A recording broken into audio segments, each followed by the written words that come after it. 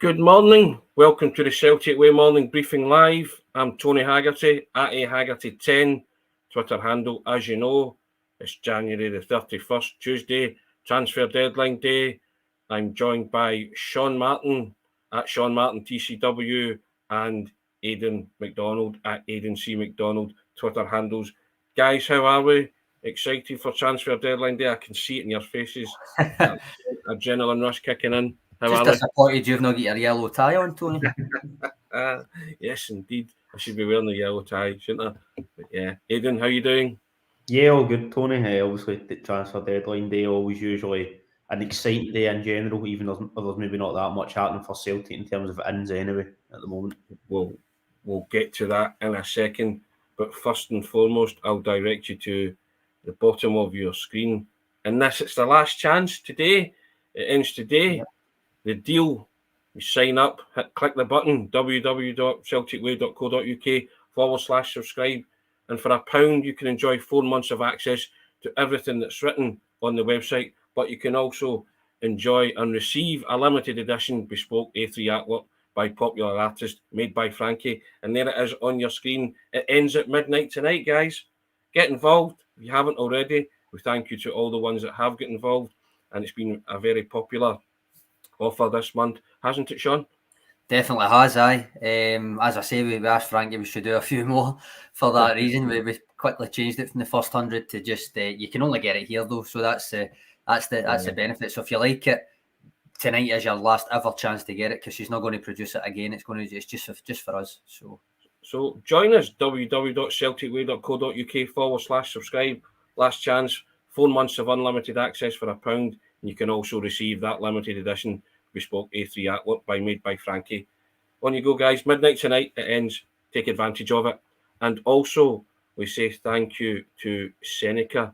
The Celtic Way morning briefing is now sponsored by SENECA Medical Group, and they are the #1 in Europe for hair restoration treatments. And we thank them for that. And you can find out more about SENECA via the links in the video. So there you have it. But so we say thank you to SENECA. We appreciate that. Now, boys, transfer deadline day indeed. And one bit of transfer news, according certainly to Anthony Joseph from Sky, is that he's finally left the building. Giorgos Giakoumakis is more or less tied up his deal with Atlanta United in the MLS. Not a surprise, really, Sean, is it? We're just waiting on official confirmation of that, but Sky are certainly reporting that that's more or less good to go. Aye, Tony's reported it, so I would take it as a given for that. But I mean, that Tony, not our Tony. Just realised that. Good luck to him and all that. For me, his replacement's already in the building, Yes. as it was with Josip Juranovic. So there's very little panic now, even though it's deadline day. Given how long it's dragged on for as well, I don't think anybody's going to be massively surprised or panicked by it. It's you two I feel sorry for in this window, really. Aidan, you held out against all we wanting Juranovic to stay, and Tony, you've done much the same with Giakoumakis, and they're both going to be gone by the time the window shuts. Yeah. Well, as I say, I genuinely thought there would be some give and take, but there's clearly, Sam had to say Tony held it until the last minute. Yeah, and I still think a lot of Celtic supporters will be sad to see him go. I'm certainly one of them.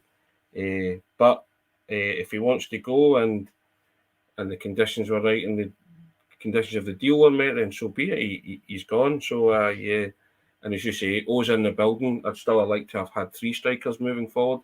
Well, there'll be another one coming in tonight. Who knows? But Aidan, yes, we both held out for Juranovic and Giakoumakis, but sadly it seems they've both left the building. Yeah, they're obviously, Juranovic definitely gone, and it looks like Giakoumakis will be as well. I did want Juranovic in particular to stay, but it's all right, I'm over it now. But I think the Giakoumakis deal, obviously, he never was a player right on deadline day who's been an important sort of contributor, but as Sean was mentioning, the fact that his replacement is in, and the fact that it's looked like Giakoumakis is probably on the road out, it's been speculated since, I think probably even back to just after football came back, or maybe even when the World Cup was still on, and it's looked more concrete in the last couple of weeks. So it is expected, but Obviously, it always is disappointing to lose a player that scored so many goals, but fingers crossed, obviously, will be able to come in and at least replace similar numbers anyway. I know it probably won't be easy to get the exact sort of same stats that Giakoumakis did, but if he could have a similar second half to the season that Giakoumakis did last year, then I'd be quite happy with that. Sean, Plunge McNugget saying I'd like to see one more coming in. I'm assuming he means a striker, the fact that Giorgos Giakoumakis is gone. Would you like to see another striker come in, or are you quite happy with the fact that O's in the building and that's fair enough? In terms of is there going to be more activity, I think yes, but I think it's outgoings, I reckon. Yes. I think it has to be, doesn't it? I mean, if there is another incoming, I'd expect it to be maybe a youngster that maybe get into the B team, or maybe like Johnny Kenny did last January, or maybe a third striker. But even then, I'm not convinced, Tony. Outgoings, it could be a few. When you look at the squad, you get Idiguchi, Abelgard, maybe a Welsh loan.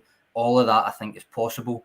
We went through a few of the names end of last week, and none of them have left yet. So I think it's possible there's a good few outgoings today. But I suppose we'll see. In terms of another one coming in, I don't necessarily think it's the case. Aidan, do you see anybody coming in, or is it more about outgoings for you? Sam Hartley's agreeing with you there, Sean. Yep, it's all about outgoings now. Yeah, I think so. Obviously, there can be last-minute moves. Think back to this Andrew's obviously first window, summer 2021. The Carter Vickers deal happened in the space of was about an hour left in the window. I know we'd been speculating kind of the day before, but it looked like the deal was dead, and it came out of nowhere. So I remember like constantly fresh on Twitter at the time about it. But I think, yeah, probably it'd be about trying to get a couple more players out the door, Tony, really. Maybe like a sort of Idiguchi potential, even if it's just a loan deal. I know obviously there's maybe not been that much talked about him and players like that over the last couple of days, but yeah, I don't think there's going to be any more players coming in. Sean, you agree with that? All about outgoings and no more coming in. We kind of said last week that we thought the business was done, but we still, as Aidan alluded to there, Cameron Carter-Vickers was done at the 11th hour, so you never say never, really, do you? It depends if an opportunity becomes available, I suppose, but all things being equal, I think the incomings are probably done. Outgoings, I hope aren't done, because I think there's a lot of business that could be done in that sense. As I say, there's a few comments thrown out, some names there. Scott McGill saying young Connor Hazard also on the way out to Ross County. That's certainly been a report that Malcolm Mackay wants to take him up there. What I would say is, unless his contract gets renewed again, then you're looking at a loan. If it was a loan, obviously, that's what I'm assuming. But it would be with the intent of going permanently, I would hope, because he's only got 6 months left. So he can talk to clubs anyway. I actually think he would do well up at Ross County. I think that would be a good landing spot for him if he wants to stay in Scotland, because he obviously went to HJK Helsinki there, seemed to thrive. He might fancy going elsewhere, but if he has to stay in Scotland, Ross County is a good place for him, I think.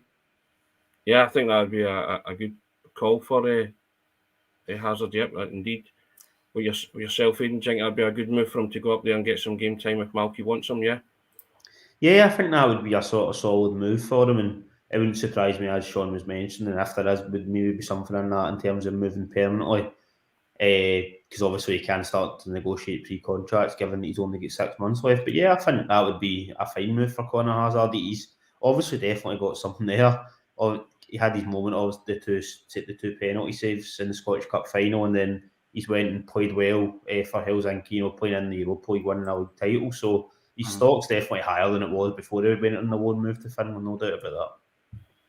To be fair, Tony, I've seen this contrasting reports. What a couple said his contract's 2024, but the only thing I could find when I was doing my kind of contract roundup and all that was when he signed a new deal in 2021, which was a 2-year deal. So unless there's been an option for another year exercised, as far as I've seen, it's 2023. Could be wrong though. Yeah, a few commenters as well still suggesting Nisbet for Celtic, Sean. Well, the Millwall move broke down, didn't it? But I still don't necessarily see that. I don't know what you two think. Aidan, is that something you'd like to see? Yeah, I wouldn't be against it. I just don't know if I could see Celtic moving for the other striker now, even though, which does kind of contradict what I know we both said before, Tony, that we would have liked, even if Giakoumakis had stayed or he'd left and somebody else had came in, we would have maybe liked to have a third striker just as another option in terms of depth. But I don't think I can see Celtic moving for Nisbet now. There's also talk of Stephen Welsh I was reading your name there, Sean, again. Stephen Welsh heading out on loan somewhere, Sean. Would you? I wouldn't be averse to that. That's what I said. I wouldn't sell Stephen Welsh at this moment in time, but a loan deal, I would certainly be. I would be encouraging that for Stephen to get some game time. I think so. The only caveat to that is now that Jens is gone. Depends how many centre backs you're comfortable with in the squad, because there's 4 just now. Boss and Lowell, if you want to count him in terms of maybe he's in some of the squads, he would essentially take that Welsh place probably. Yeah. If Welsh went on loan, but you're talking Carter Vickers, Starfelt, Kobayashi, and Welsh are the 4 just now. So if he goes, then it is Boss and Lowell, or I mean, Alistair Johnston's played centre back, Tomoki Iwata's played centre back. So there's ways to cover it. But you would be losing one of the 4 out-and-out centre backs that you've got. I think it would benefit him to play some first team minutes. It's very unlikely he's going to get it between now and the end of the season at Celtic. The loan thing, I mean, why not? Because you've not got to think about homegrown quotas for Europe until the start of next season now. You can reassess it in the summer. His contract doesn't expire until 2025. So why not? Yeah. Could be a busy day, Aidan, in terms of outgoings for Celtic. Maybe not so much in the way of incomings. We'll see what happens, but you keep an eye on that all day, and we'll be putting stuff up on the site if and when things do happen. Aidan, yeah? Yeah, definitely. Obviously, in terms of outgoings, it would be good if it was quite busy to get some players off the wage bill, or even if it was somebody like Welsh, etc., going out on loan. So you know what it's like on deadline day. Things can suddenly just start to appear out of nowhere, particularly if it is players going on loan deals, because they can usually be negotiated without too much hassle. If there's kind of somebody like Welsh that it's unlikely they would be then maybe leaving in the summer. So yeah, it would be good to see get a few players off the wage bill, maybe some guys who need football get some minutes in between now and the end of the season. Well, it'll all pan out during the course of today. Now, a more unsavoury topic, Sean and Aidan, and we deliberated whether to bring this up on the pod or not, but we are going to bring it up. We're going to call it out as we see it. And it was Sunday's rendition of Super Trouper ABBA song to the tune of that. And quite frankly, I think it's vile and abhorrent, and I don't want to hear it sung by Celtic supporters. I am, and I will always be about the football, and I think that's an insult to the memory of some great Rangers men, because Rangers have some heroes as well as Celtic, and what's the difference? The colour of their jersey. But I believe there's more to unite football fans than divide them. I think the song's a disgrace, as I've said. I hate it. No Celtic supporter sings that song in my name, and they never will. And I respect the people, opponents. They were formidable opponents. I just think that song's vile. It's not what Celtic are about. It never will be, and it shouldn't be the case. But sadly, that's not been the case recently. Can't sing songs like that and then cry foul when people sing songs about Jock Stein, the Lisbon Lions, Tommy Burns, or Scott Brown's sister.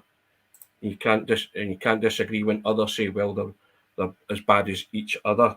Now, I think, and they use it as a stick to beat the Celtic supporters with it eventually. And I think songs like that leave our club and its reputation in the gutter and without a leg to stand on.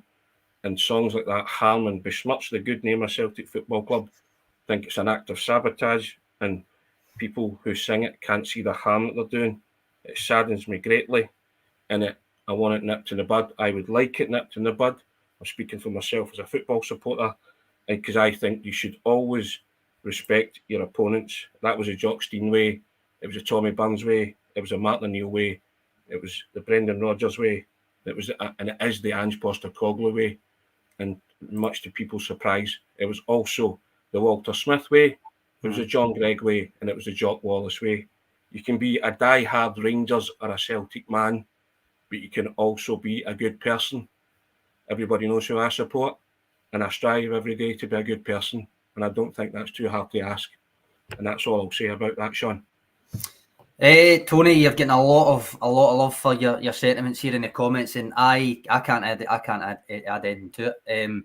I will explain that the Rangers men you're talking about in the songs, if I'm right, Walter Smith, Andy Gorham, David Cooper. Yes. Just to clarify that with people in case you were wondering. plenty of comments here saying that you're right, Tony. Brian Roberts says, I agree, by the way. Happy birthday, Brian. It's his 80th birthday today. I noticed that in the comments. Yes, happy birthday, Brian. Meant to say that to you, yes, indeed. But the way I would sum it up here is by using Jerry McCann's comment, which is 2 wrongs don't make it right, Tony. Which I think is a nice way to put it, Aidan. Yeah, I just echo what you said. Obviously, it probably would be something. It'd be better if it was just kind of nipped in the bud, really, and we could all just move on from it. It's not sort of how you want to be hearing when you're at games or listening to it. So hopefully that is just something that's nipped in the bud. Anything else to add to that, Tony? I mean, I know for myself, I agree with everything you said there. I think it's not a football chant. I'm not averse to political chants either. It's not even under that. It's just what was the word you used earlier on? Abhorrent. It's just an abhorrent chant. And as I say, I'm not someone that gets all uptight about political chants, because I think that's a different thing entirely.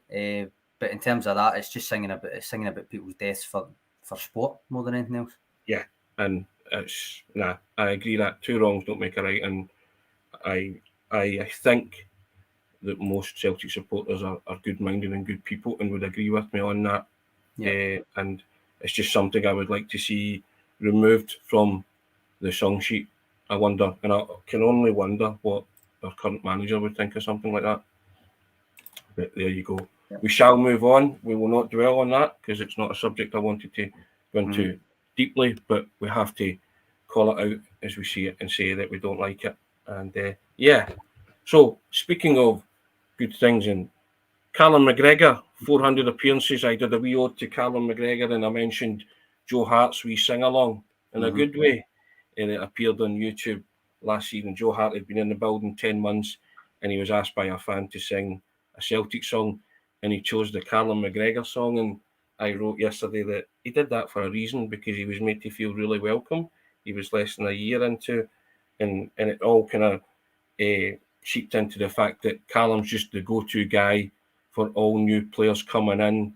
He's a wonderful leader on and off the pitch, and the glowing tributes that he got on Sunday by the manager, by Aaron Moy, when he finally sort of said some words about Calum, he's deserved every accolade that comes his way, Sean, for those 400 appearances. And I just thought that it was wonderful to see so many people speak so highly of him. And I said to you before, it's easy to pick out highlights of things that guys do in terms of scoring goals, but the moment I picked was his mazy run at Ibrox that lifted Celtic up by the bootlaces that day in April.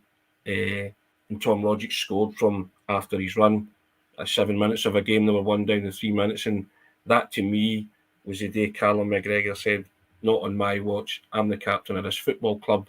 I'll drive this club forward, and I'll strive to be everything in a captain that you want me to be." And yeah, I just applaud him. I say, well done, Calum.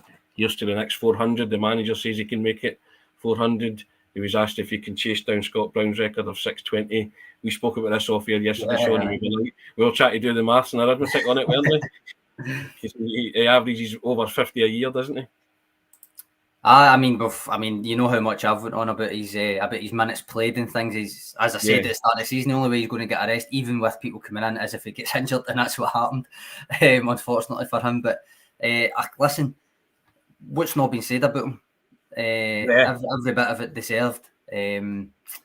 Patrick McLaughlin coming in saying what Calum McGregor goal is the best. I agree with you, Tony. It's not to me. It's not really about the goals. It's about the rest of it. Especially since he took that armband. He almost the fact that Scott Brown that he was going as Ange Postecoglou was coming in, and Calum McGregor was ready to assume his place as the captain at the same time as Ange Postecoglou was taking the reins at the club. It was almost fate, because I just think he's the perfect guy for him as a captain. I'm going to answer Patrick McLaughlin's question anyway. I don't know about the best in terms of technique. That Mitchell and volley for technique maybe, but for me the kind of almost blasé pass into the corner against Rangers is probably the one that sticks out for me. And you heard the ball hitting the net because it climbed against that kind of sounded it. You heard it, which was terrific. I also loved his goal in the Scottish Cup final against Motherwell. Aidan, It was just, again, at Hampden, big occasion, but he did it so nonchalantly, and he said some wonderful goals. Even his goal against Aberdeen the other week, his first goal against Reykjavik and his first appearance, all that kind of stuff. So, as I say, you can pick out many goals, but to me that day at Ibrox, just there was something about that I just thought, Calum, you're something else, you. And remember, Sean said there that he took over from a guy who left the club captain, leader, legend. Now, if there's shoes you don't particularly want to step into, it was probably them. But as far back as Kieran Tierney and Scott Brown, they were all saying, this is the man who's going to be a future Celtic captain. And my goodness, he's taken that armband and he's made it his own, hasn't he? Yeah, he definitely has. I remember watching the interview with Kieran Tierney on, I think it was Open Goal, and it was talking about next Celtic captain, etc. And he had no doubt that it was going to be Calum McGregor. He was obviously spot on in that occasion. Just in terms of moments, it was the goal against Motherwell in the final, Tony. That was one I was going to highlight. The technique for that was superb. Yeah. I think it kind of not gets forgotten about, but people always remember these goals against Rangers, maybe more recent finishes, the one up at Aberdeen, obviously the one at Midtjylland. If it wasn't in such a sort of game that was a poor result, probably would have been goal of the season from a Celtic point of view last year, but because obviously the game didn't end that well, maybe it doesn't get the credit it deserves. But yeah, the finish against Motherwell was superb, and you run out of good things to say about Calum McGregor. He's been an excellent captain in terms of his leadership, in terms of also just his ability on the pitch, also adjusting to really a new position with Ange coming in that he maybe wasn't used to before. Probably was playing a bit further forward. So yeah, he's been exceptional. I've got nothing but good things to say about him. I've got something else to add to it, Tony. If you like Calum McGregor that much, you can have him on your wall. Last chance, everybody. Last chance. Ends midnight tonight. A3 artwork made by Frankie. You know what to do. Hit the button, www.celticway.co.uk/subscribe. A wonderful segue into that, Sean. That was shameless. I know, shameless. Indeed. But no, you do run out of superlatives for Calum McGregor. And I highlighted this song because it contains the lyric, Calum McGregor, there's no one better. Hard to argue with that, guys, isn't it? Certainly in Scotland, I think, in terms of the best midfield in Scotland, I think it's hard to argue with that. I think the most influential, certainly. Obviously, form comes and goes. Right now, you could say Aaron Moy's form's tipping the scales in his favour. But overall, I think in terms of influential midfielders, influential players, I think McGregor's up there above anybody in Scotland. Yeah. Aidan, you agree with that? Yeah, I think he's by far the best midfielder in Scotland, and can maybe even say the best player in Scotland. Probably the only person I would say that would be near him. That I was sort of doing rankings or whatever. Obviously, I had to have Jota right in there, but definitely McGregor, I would say, is by far the best midfielder in Scotland. It's not really anybody else who can compete with him for me. There was a comment I wanted to flick up here by Patrick McLaughlin, if I can find it. Tony's been doing the Barras before, hasn't he? Yes, indeed, I'm no stranger to the Barras. In my younger, old youthful days, indeed. Aidan's looking and thinking, what's the Barras? Aren't you, Aidan? I don't think he's that bad. I'm not that bad. He walks past it on his Gallagate pub crawl, Tony, you've got to remember. He'll know it in its modern day, guys. Maybe not know it in its pomp and ceremony, its heyday. Indeed. I'm going to shove these. I've got to shove these comments up just because I like a wee pub style debate, Tony. We'll not go too far into them, but first one up. I don't think there is really a debate for this, Tony, but I'll put it up anyway. Me, you, and Kevin spoke about it on our Greatest 11 episode. Pause McNugget says, "Who's a better player, McStay or McGregor?" For him, it's McStay. I mean, for me, it's McStay as well. As much as I think McGregor's brilliant, Tony. I think if you're of a certain ilk and vintage, it has to be McStay, doesn't it? Depending on what era you're coming from, and we lived through Paul McStay. Well, I certainly did, breaking into the team and carrying the team on his back, and just having to bear the brunt of the Rangers dominance in the 90s and stuff like that. And he was just he was a phenomenal footballer, Paul McStay. And I know you hesitate, and you says it in the Greatest 11 episode with Kevin that you hesitate to use the actual term world class. You dispute that context, which isn't to say you don't rate him, obviously, just that you don't necessarily think he reached quite the Danny McGrain type of world class thing. And I get it. But in that sense, that it was even in that conversation, I think you could probably still like is that he's still above McGregor in that sense, even though I will back McGregor up to. It's very much above McGregor in that sense, yeah. And again, you talk about moments. You can't think of Paul McStay without thinking of that pirouetting pass to Chris Morris or Frank McAvenny's goal in the New Year game in 1988, and it's utterly sublime. It is that's a world class moment. I'll give Paul McStay that. And you know, I was talking about my true definition of world class there, you know, but yeah, at this moment in time, I have to say Paul McStay's above McGregor. But if McGregor keeps going the way he does, then maybe he will eclipse Paul McStay. But I'm with Duhallow LP on that. It's an era thing, isn't it? Kevin Ferrier, the maestro. You know, those who lived through the Paul McStay era will tell you that he was a phenomenally gifted footballer, and he was. Both very similar. Sam Harty, Paul just edge it. There you go. I was going to say, Sam Harty saying they're both very similar. Paul McStay just edges it. I've often, without meaning to draw a direct comparison, I've often kind of compared on here the way that Paul McStay's old teammates used to say, like, if you're ever in any doubt, you just give it to Paul. Pardon me. Because he could take it under pressure, and other players can't. Some players, it's still a very valuable thing to do. And Calum McGregor showed that last season more than this season, because this season a lot of players are getting used to what's been asked of them. Last season, when there was players not quite comfortable, I'm thinking Carl Starfelt the first few months, Joe Hart the first few months, just in general, any player that was just a wee bit unsure, we've got to play out for the back, it's got to be done. If they were unsure, it would be Calum McGregor you give the ball to, because he's not losing it, or he's very rarely losing it. And that was a kind of almost McStay-esque type of respect that he got from his teammates. The greatest compliment people paid McStay, Aidan, was opposition would take centre and just head for McStay, or Celtic would take centre and opposition players would head for McStay. Hadn't even touched the ball, and they would just go in and crunch him, because they knew fine well that he was an opponent that could hurt them. And it's what Sean says there. I think that affords you kind of that respect when people are actually doing that. You haven't even touched the ball yet, and there's people trying to, you know, go in and snap about your ankles and stuff. And Paul McStay took that most of his career and handled it and did it under pressure. And yeah, I admired McStay. I thought, as I say, he was a wonderfully gifted footballer, and it's very hard to do these kind of comparisons, isn't it? But again, I think as someone said, it's an era thing. Aidan, you've grown up with the Calum McGregor era. You'll have seen the videos or DVDs of Paul McStay. So I don't know if you. I'm going to come to that for Aidan specifically in 2 seconds. Peter Duffy's just said the difference is McStay was the player he was targeted. Calum McGregor's a great player, but not always seen as the main man by opposition.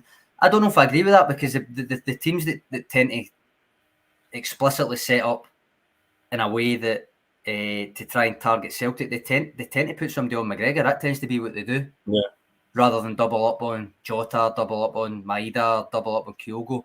I suppose you could argue Kyogo's always doubled up. He's up front himself with 2 centre-backs. But the teams, even in derbies, it tends to be McGregor that people target to try and stop Celtic playing. So I don't know if I necessarily agree with that. But I do, like, the initial question was one or the other. I think it is still McStay for me. But the one I'm going to put up to come to you first with, Aidan, is Gary McDowell. It's obviously entirely subjective, but is Calum McGregor in your greatest ever Celtic team? Because Tony's seen a couple of eras that I can't really, without looking at videos and DVDs, I've seen at least 1 or 2 versions of a Celtic team that you won't necessarily go to automatically. So is Calum McGregor in yours is what I want to know, because he's been there pretty much throughout.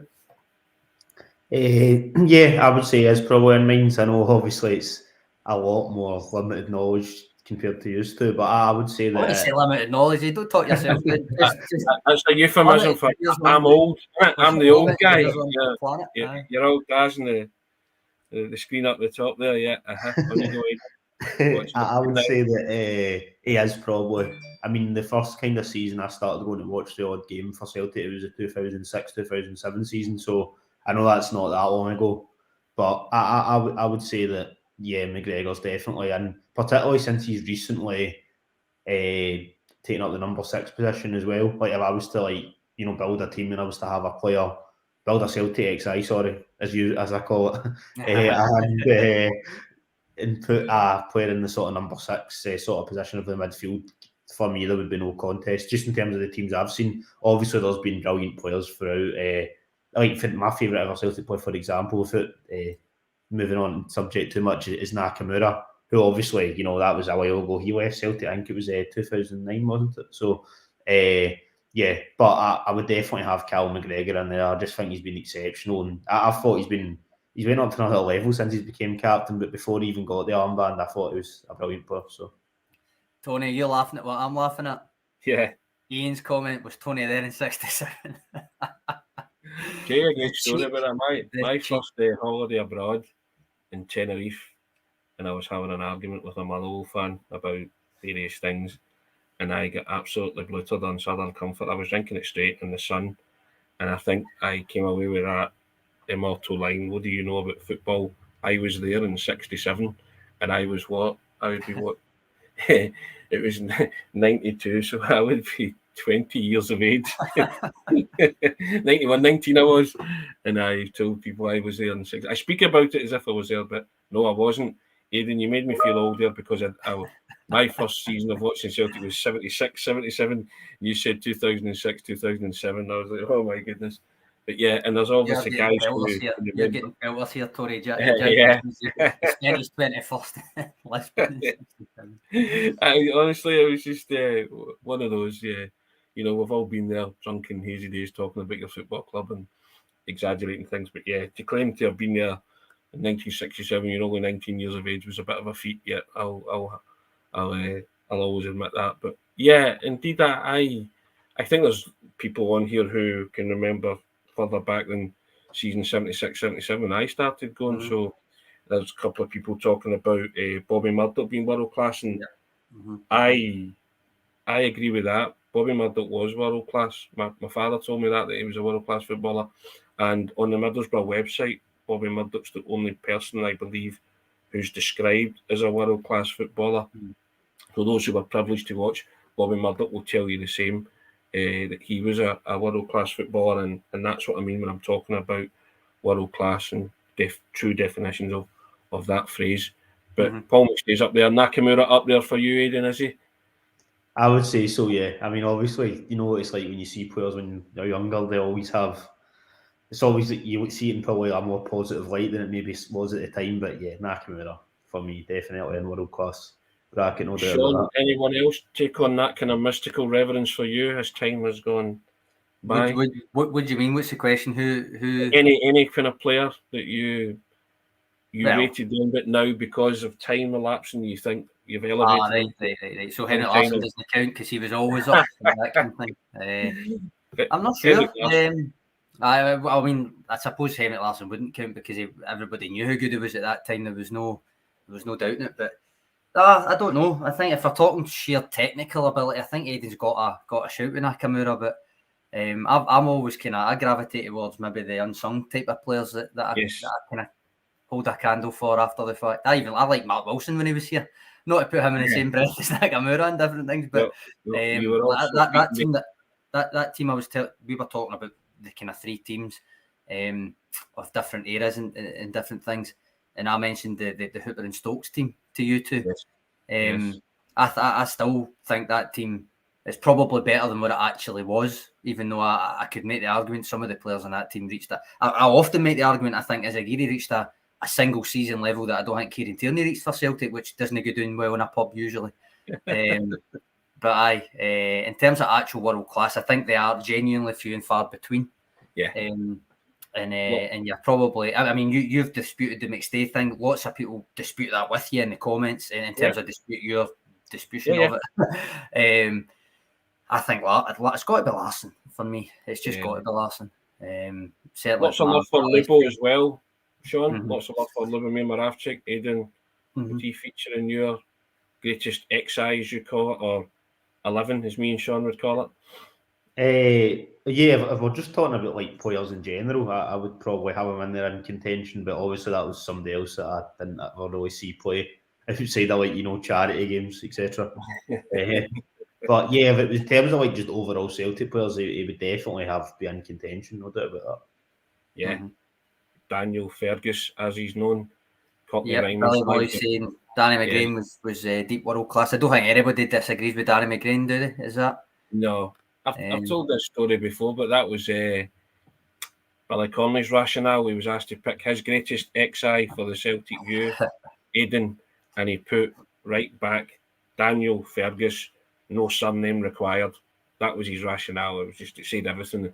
Everybody knows that Danny McGrain at one point was world class and was one point in the 70s, 74, I think, regarded as the best right back in the world, and don't think anybody can dispute that. And again, when I think of Danny McGrain, you know what I'm going to say, Sean?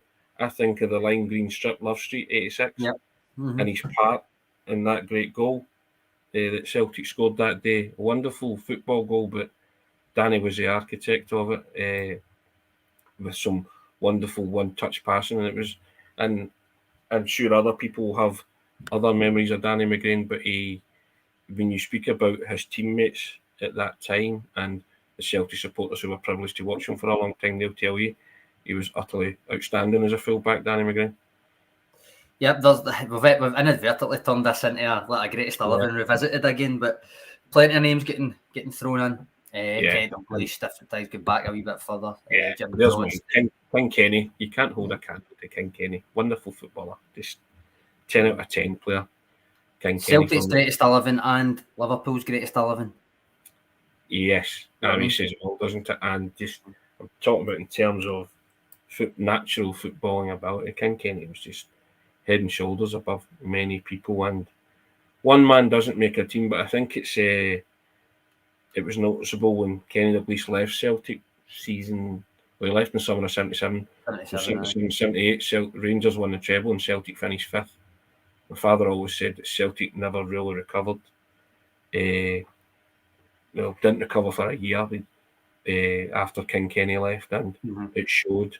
And Liverpool fans will tell you they thought Keegan was wonderful. They get 10 times the players when King Kenny signed for them. I tell you that. But there you have it. As you say, inadvertently turned it into a kind of greatest 11. But am I right in saying, Tony? And it's in the back of my head. I don't know if I'm wrong. So if I'm wrong, apologies. But am I right in saying that he actually scored more goals for Celtic than he did for Liverpool? He did, yes. I think it might be one solitary goal more for Celtic than he did for Liverpool. I think anyway. I don't know when I'm pulling that from, but I think he might have. I believe which I just think it's a brilliant. That's astonishing, of course it is. Yeah, of course. Now, Celtic move on to tomorrow night. They play Livingston, don't they? Yep. Association football, Scottish Premiership match at Celtic Park. And yes, indeed, hopefully keeping their 9-point lead at the top of the table. We'll preview that in depth and in full tomorrow, guys. But what's your initial thoughts about that game? Are you thinking turn up, play the football, should be okay? Ultimately I think that about most games, Tony, but I think my overriding thought is, who am I going to pick my 11? I get 10 out of 11 at the weekend. I get 10 as well. I outfoxed myself because it says on here I think he would go for Starfelt. By the time it came to do my 11, I talked myself into putting Kobayashi in, and that was the only one I got wrong. So I took out Abada in my original 11 because I think I had the same starting 11 as you. Right.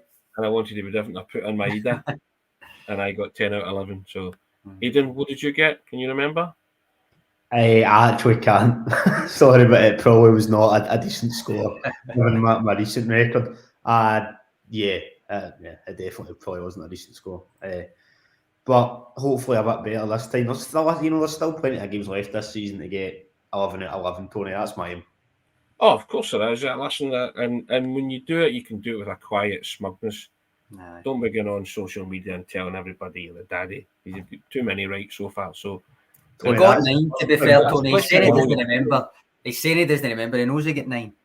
He just didn't want to say it. Did he get 9, did you? Right, okay. Fair enough. So 1 below us, Sean, yeah? That's it. And don't you forget it. Well, we'll be predicting our lineups in fullness of time for tomorrow night's game. As I say, we'll touch upon that in greater detail tomorrow, yeah? Yep, I'm just going to throw this up. Sorry, Tony. This is right down my street. I mean, I know me, you, and Kevin revisited back in September the greatest ever 11, and we kind of tried to select a wee bench and all that. But Derek Crawford's coming in saying it would be great if you'd done a show on the 3 of our greatest 11s, like each go and pick an 11 and come back and discuss it, discuss the differences, discuss the similarities, that kind of thing. That's right up my street. You know, that's right up my street, Tony. We can arrange that, Derek, if that's what the public wants. A good few comments saying that's a good shout, and Derek just says, Sean, get it organised, mate. So that's one for the back burner for the next couple of months, isn't it? Aidan, you know the drill. If the public wants, the public gets what the public wants, don't they? In the words of the famous song, or are you too young to even remember that? Yes, you're too young to even remember that. You're going to tell me, aren't you? Sorry, Tony. Yeah. It's the jam. Let's put it that way. Yes, Paul Weller et al. But there you go. But yes, we shall get that organised, Derek. If that's what you want, and the viewers want that, we should certainly do that. That would be a good way to shoot the breeze. At some point, it should be a 1 or 2 hour special. 2 hour special. Always nice to hear. Could you put up with us for 2 hours? That's another reason. But no. And Derek saying there's no reason to do it live, and people can throw in their own best 11s. Yeah, I would actually encourage that as well. We should do it live and get everyone else's, get all the contributors to put in their 11s as well and debate those two. That would extend probably to a 2 hour show. Yeah, Beach Boys coming straight in there, naming that tune. Yes, indeed, going underground, Beach Boys, you know the drill. Aidan, come on now. Stop making me feel old. You know. I know, that was self-inflicted, to be fair, Tony. You brought that one up. They'll be playing Grandad by Clive Dunn as my walk-on music soon enough, you know what I mean? You left me in the dust there. Yes, indeed. Now, guys. Oh, there we go. Sorry, Robert Ingram. That's my favourite jam song. He's named there. Oh, yes. Great song. Eating Rifles. Yep, great song. She's usually called Eating Trifle, isn't it? Eating Trifle, as some people misheard the lyrics. But Christmas, Tony. Indeed. Now, guys, that's been 42 minutes of joy. We could probably go on, but you know what? We'll leave them wanting more, as they say, isn't it? In all good kind of entertainment style. Aidan, thank you for your contribution. First class as always, even though you like to have a rip at your old dad's age. That's neither here nor there. Sean, thank you. We will direct you to the Last Chance saloon at the bottom. Subscribe to the Celtic Way website for £1. Get 4 months of unlimited access to everything that's written on the web. But also, you're a new subscriber, you've got until midnight tonight, and you'll receive that limited edition bespoke A3 artwork of the 400 appearance man, Calum McGregor, and it's by popular Celtic artist made by Frankie. Last chance to do that, guys. Hit that button, www.celticway.co.uk/subscribe. And we also say thanks to our sponsors, SENECA. SENECA Medical Group now sponsor the Celtic Way morning briefing, and SENECA are the #1 hair transplant company in Europe. And you can find out more about SENECA via the links in this video. We say thank you to them. Guys, that was an enjoyable one today. Loved that. Tremendous stuff. Hope we covered a lot of bases there. We can't do it without the contributions from the guys in the comments as well. And we thank you for that. We thank you for subscribing. We enjoy the interaction. We hope you've enjoyed it. Tuesday, isn't it? Have a terrific Tuesday. Here's hoping we'll do it all again tomorrow. Wonderful Wednesday. Result dependent, of course, Aidan, isn't it? It's always there. Sean, thanks very much. Aidan, cheers. Take care. Cheers, guys.